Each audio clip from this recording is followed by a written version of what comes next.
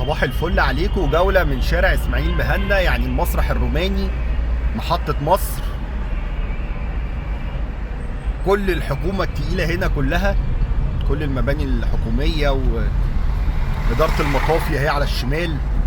واللي يعرف يقول لنا في التعليقات المبنى ده كان ايه زمان. اهو إدارة الحماية المدنية. ونيجي على الناحية التانية، هنا كان في مدرسة اهي. المدرسة دي من زمان قوي بس هي اتغيرت اسمها. كل بقى الشارع دوت كله حاجات من التراث، مباني كلها. طبعا ده كان مبنى حكومي، معرفش اتهد وايه اللي حصل مكانه. هنا بنك الدم بتاع كوم الدكة والمشرحة. ربنا يحفظنا ويحفظكم ويجنبنا من كل شر. ولو كملنا شوية قدام هنلاقي الاستاد اهو، ده بنك الدم.